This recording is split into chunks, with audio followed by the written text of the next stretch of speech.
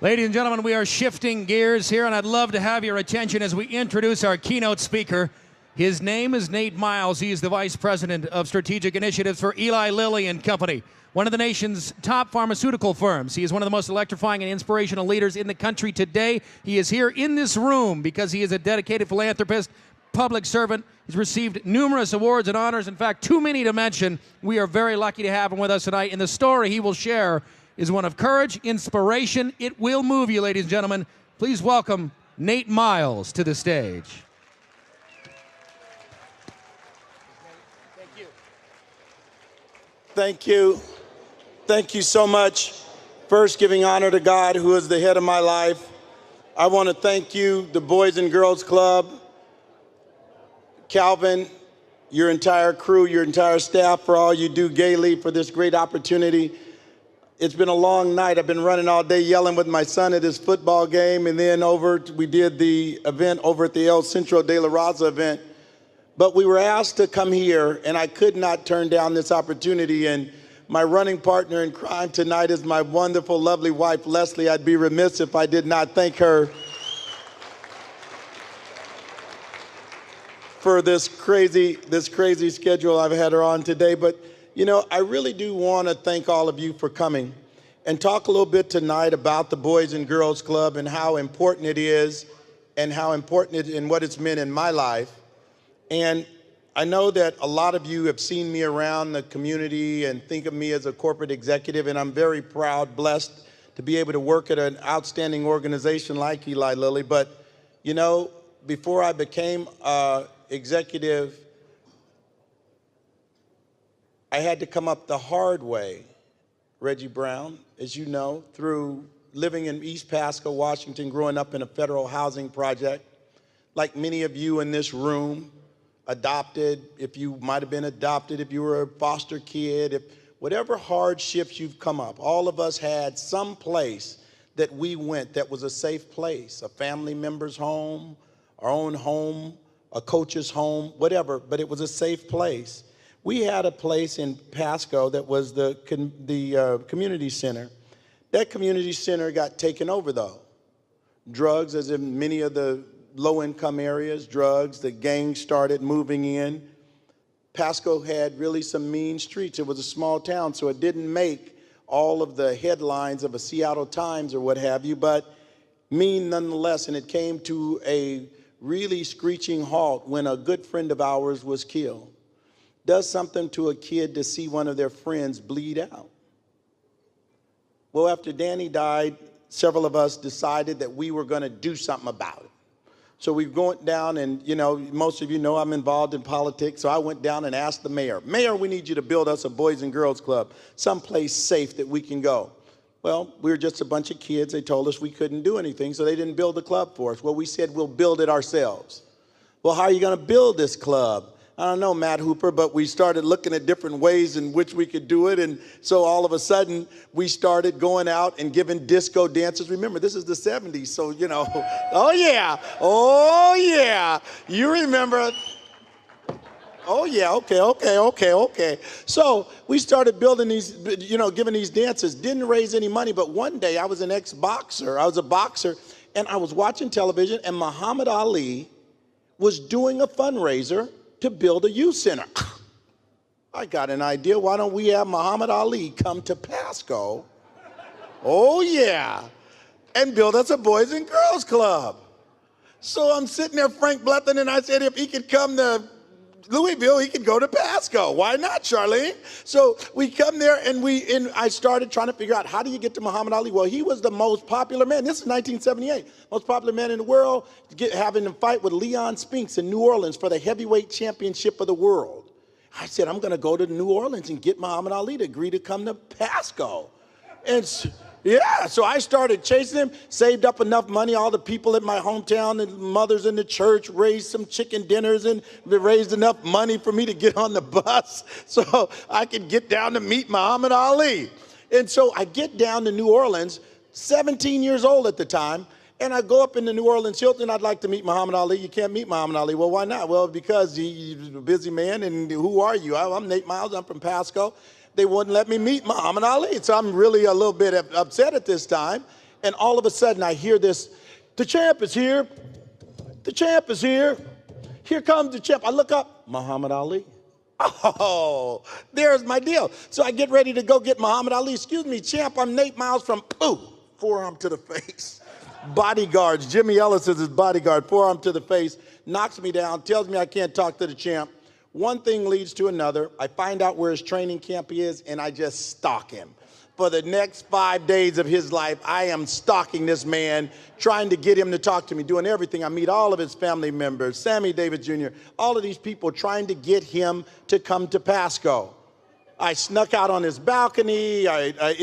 It's quite a story, and you may hear more about that later. But in the end result, I needed this man to come here. So finally, when he wouldn't listen to me any other way, as he was going out to his car, I stuck my foot in his limousine door. So he slammed the door on my foot, and he slammed the door again, and Jimmy Ellis said, you got to get your foot out of the door. Angelo Dundee rolled down the window. Excuse me, Mr. Miles, you got to take your foot out of the door. Really, we got to go? And I was like, no, you're not doing it. All of a sudden, his bodyguard slammed the door. Get out the door. And I mean, it started bleeding. I'm sitting there with blood running down my leg. And finally, they kicked my leg out of the door, and David Allen, when he was getting ready to take off, the window was still down, so I jumped through the window, and he starts dragging me. My briefcase goes flying. He goes, wait a minute. So Ali stops, and I said, let me tell you one thing. I said, all my life I wanted to be like you. I walked like you. I talked like you. I boxed like you. And you won't even listen to what this kid said. You said you'd listen to kids. You said you'd help if they ever needed you, that if they just followed their dream, that you would help. And my dream is to build a Boys and Girls Club in Pasco, Washington, a safe place for me and my boys to go hang out at. I'm not going to tell you what happened to the rest of the story. But I will say this. The Boys and Girls Club was a safe place then, and it is a safe place now. And it is a place that teaches kids the right values. You shouldn't have to have a 17-year-old kid risk his life to meet the heavyweight champion of the world. When you're talking about a place where dreams are made, it's not just a club. It's a place where dreams are made, where potential is realized, where hope is spawned, that is a safe haven for kids, women, children who are being abused, and these kids have a place to go and a respite, at least for a while, with the programs that are there. And I can tell you, it breeds the kind of values. See, I've been involved with the Rainier Vista Club for years. And that's right, we've had the Boy of the Year and the Girl of the Year and the Student of the Year. And it was all great. I said, but I really didn't understand exactly how amazing that place was and what it did for kids. Some of you know I had a bout with my health about 4 months ago, and almost took me out. A lot of prayers went out, a lot of hopes, and many of you in this room, and I thank you for that. I'm doing fine, by the way. Everything is great, no symptoms, no nothing. So thank you for those of you, that's right, who have prayed for me. It's been miraculous, and God has touched my life, and I'm so pleased with that. But during the height of this, there was a kid that we worked with at the Boys and Girls Club and who went to South Lake, and we mentored, named Dion. I'll use his name Dion because my lawyer told me I can't use the real name. So Dion was one of these kids that would never come out and volunteer, but he was always there. He'd always come down. Dion, come. No. The teacher said he was a good kid unless you messed with him. If you laughed at him because he was poor, he didn't have a lot of money, but he was always there. He'd always come down, but he'd be on the periphery. Rafael, this kid, I still go down to the South Lake, and they call me Mr. Jefferson because I always wear my suit and tie. Here comes Mr. Jefferson. What you got to tell us today, Mr. Jefferson? Hey, I got something for you. I'm going to teach you how to do some business today. And so they always call me Mr. Jefferson.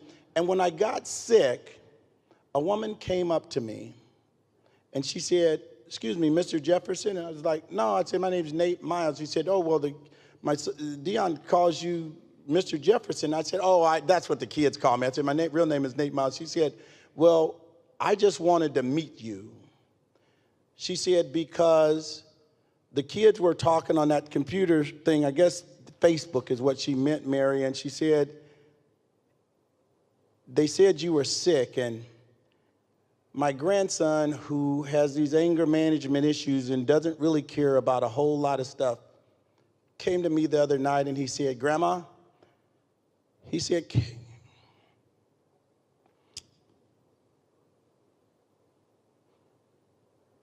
this Rainier Vista kid said, Grandma, can you teach me how to pray?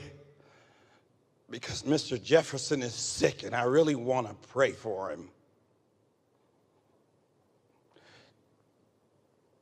Do you understand? These are the values that a kid have. I'm a corporate executive. I got insurance. I got a love family and houses and blah, blah. Here's a kid who has nothing, who somehow in this club has learned the value of caring for somebody else. It's not just a safe place, you guys. This is a place that changes people's lives. It changes people's lives every day.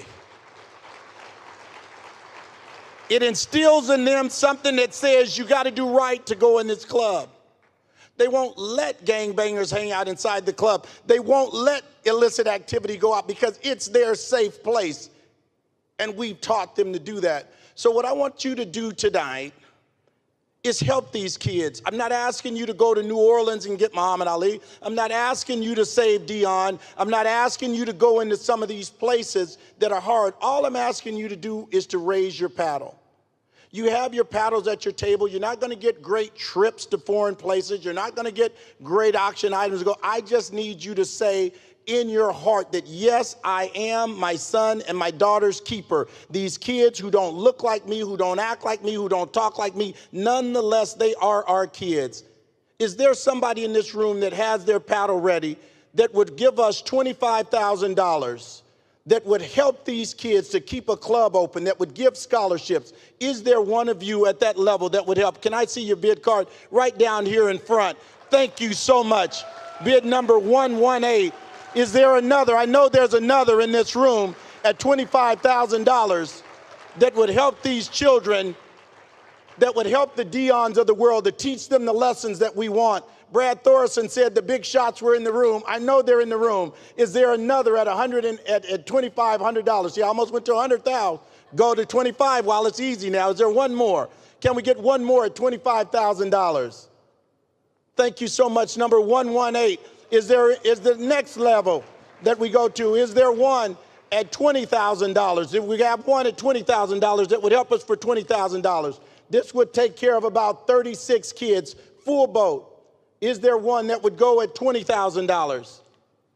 This is for the children. Thank you so much. Is there one at 15? I know there's got to be one at 15. Right back here in the back. Mr. Musser, thank you so much. Number 316. There it is, number 343. We're on a roll now. The Huskies just scored, by the way. Is there another one? David, is there another one? 343, is there another one at 15,000? Can I get 15,000? One more and I will sit down. Mike and Sue Rainey, special thanks to you. Is there one more at 15,000? Let's go to 10,000. How about that? Oh, now I know we got the 10,000s in the room. Bid cards here, 184. Yes, I love it. Right here, 129. Keep them up, 158. You guys are amazing, 134. We only need three more. 184, 365. We only need two more, just two more, and we'll hit it. Two more. 365. Is there two more at 10,000? Right here in the back, 240. 240, number 240, our last one to close me out is 240. Anybody else? Right here, 143. Thank you so much. At $10,000 level, thank you guys so much. I'm going to turn it over to our amazing auctioneer right here to take us from there. Thank you to Nate Miles, ladies and gentlemen. Thank you, Nate.